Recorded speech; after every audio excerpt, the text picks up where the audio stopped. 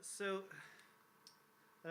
Tory Island sits about 9 miles off the coast of Donegal. It's about 3 miles long, half a mile wide, population of 150 people at the last count, down from about 500 or 600 about a couple of centuries back, split between the imaginatively named East Town and West Town. Tory Island itself, its original name is actually the subject of a bit of debate, because some people say that the original Irish name was the fairly boring Ullan Tory. My Irish pronunciation is dreadful, sorry. Ullan Tory, which just means the Tory Island, and it's because there's big cliffs, there's spires of stone around it, bit dull. The more interesting option is that it was originally Ullan Tory, which is the island of the King's Tower, and which king we'll get back to in a minute.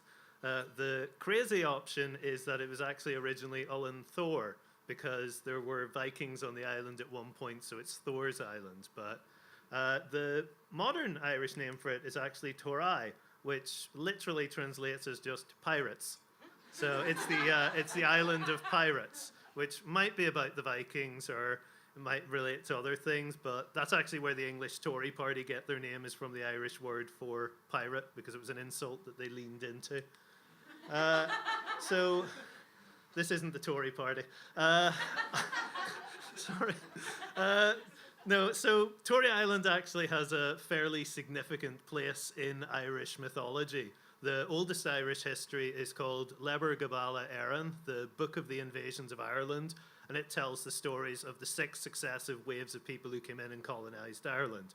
Now, most of the first 5 of these wound up conflicting with a group called the Fomorians. The Fomorians didn't actually invade Ireland. They were always there, so they were basically just the monsters and the earth spirits and the old gods who'd all lived there before people came.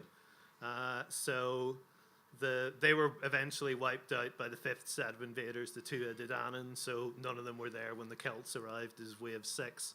The king of the Fomorians was Balor of the Evil Eye, so called because he had one of his eyes, if he looked at anything he looked at with it, would just either die or be destroyed, or varies. What also varies is his appearance. So sometimes he's drawn like that, where he's got 2 eyes and one of them is the evil eye, so he has to cover it with an eye patch. In some drawings, he's got 3 eyes, so the evil eye is an extra eye in the middle of his forehead. And then in some drawings, in some depictions, he's actually only got 1 eye, and that is the evil eye, and he has to wear an eye patch over it, so he's basically blind most of the time. So Balor actually lived on Tory Island, and there's a part of the island that's nowadays called Balor's Fort, and it's actually sort of a naturally fortified position. It's up on a wee bit of a plateau, and there's only a little spit to get out to it and all, and that's where he had the King's Tower. And in the King's Tower, he kept his daughter Etniu, because when she was born, it was prophesied that her son would kill Balor. So he decided to deal with that by locking her up in a tower and never letting anyone near her. Unfortunately, he stole a magic cow, and as is traditional, a hero came and stole the magic cow back. And as is also traditional, the hero stopped off on the tower on his way out. And 9 months later, Etniu gave birth to triplets.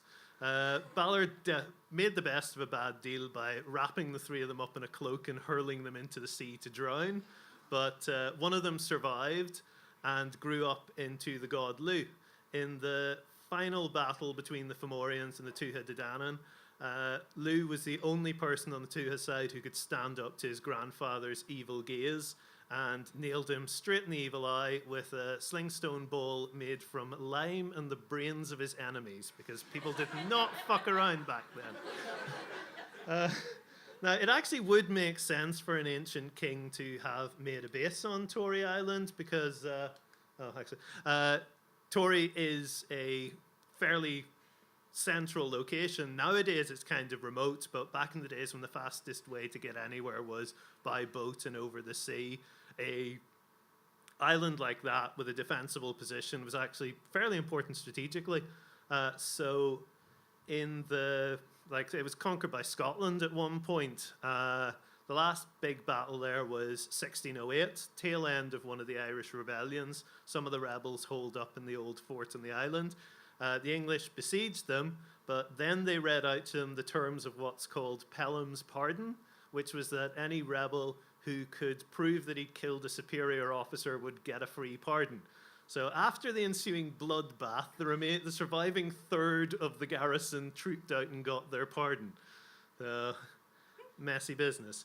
100 years before that, the island was being controlled by the Danish Vikings, and that was when Columcille,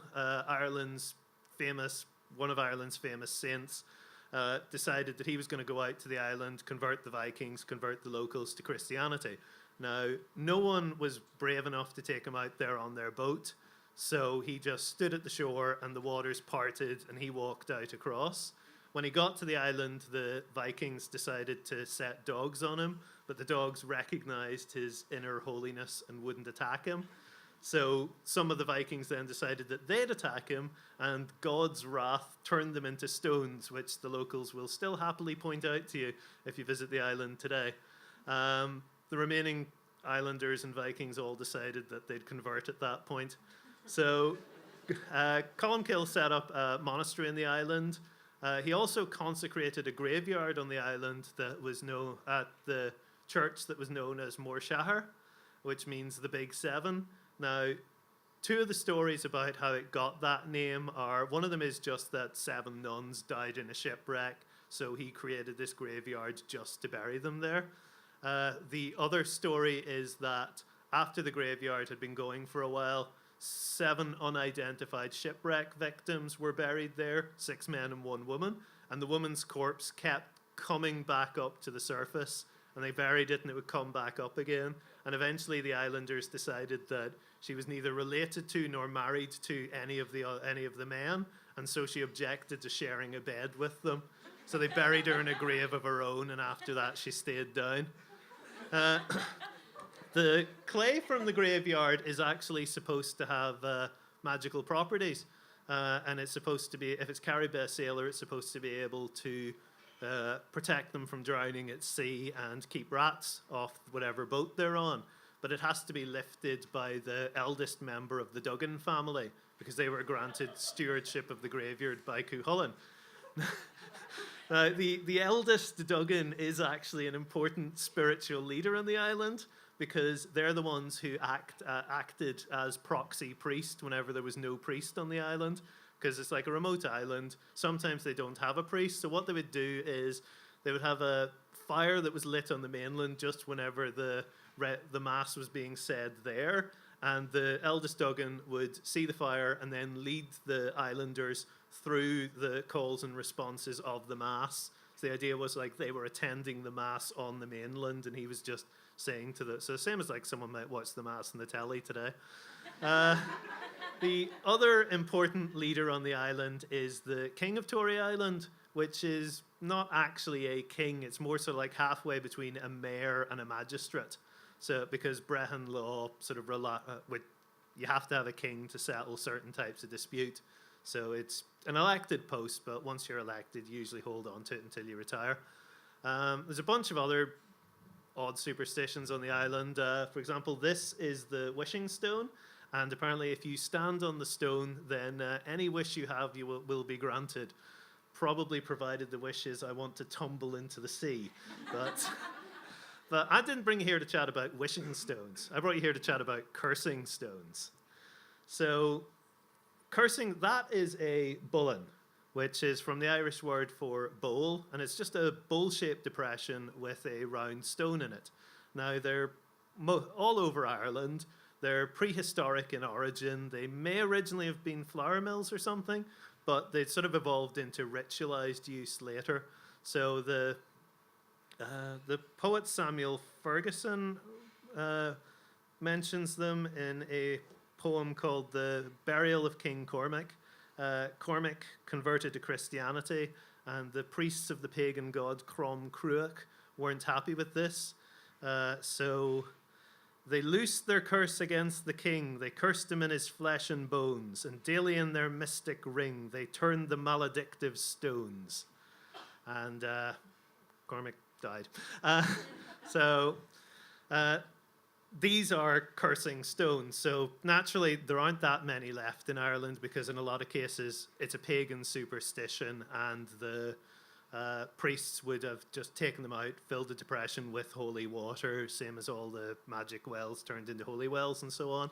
However, there was still at least one cursing stone on Tory Island in the 19th century because a Scottish naturalist who was staying in Garton in 1884 overheard his landlady arranging with someone to take her on a boat out to Tory Island because there was a stone there that if she said the name of Mr. Adair over it, he'd be dead within a year.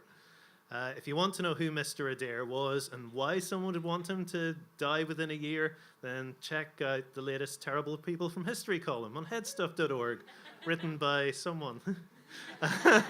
Yeah, spoilers, he died suddenly a year later. So that all happened. But also in 1884, the boat HMS Wasp set out from Derry for the island of Innistrahal.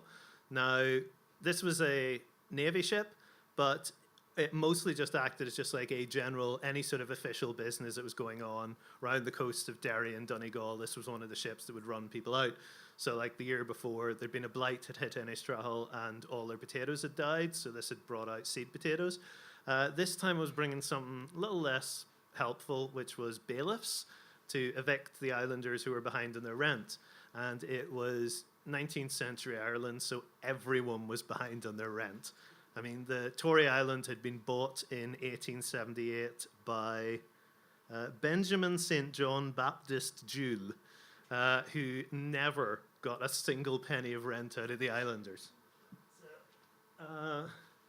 So whenever the islanders heard that HMS Wasp was on the move and that there were bailiffs on board, they all assumed it was coming for them.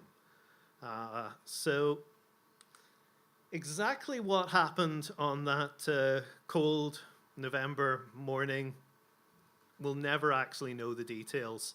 The idea was that the bailiffs would get to Innistrahal by dawn, so it was sailing in the wee hours of the morning. The senior officers were all exercising the privilege of their rank and sleeping, and it was the junior officers running the ship. They made the decision to make up some time by, instead of going around Tory, cut between it and the mainland. They were also, at the time, going under purely sail and not sail and engines. They didn't have much maneuverability. The end result was that the boat hit a rock, the bottom came out from it, and within a few minutes the entire boat had sunk to the bottom of the bay. There were 58 people on board and there were only 6 survivors who survived by climbing the rigging and then swimming to the shore. So over the next few days, the local priest, Father Michael O'Donnell, it was his job to go and, as the bodies washed ashore, give them the last rites, prepare them for burial and so on. So he kind of understand why he didn't react very well when one of the islanders told him that a local man named Hegarty was claiming to have caused the boat crash, boat sinking. So Hegarty was actually the king at that time, and he had decided that because the boat was coming with bailiffs, that it must be coming for them. So he had used the stones to put a curse on the boat, and now he was telling anyone who'd listened to him that I saved the island, aren't I the great king? So the priest was obviously a little bit annoyed by that, and went round the island and took all the bullens out of the bowls, took them out to the cliff, and cast them out into the sea. And that was the last anyone ever saw of the cursing stones of Tory Island.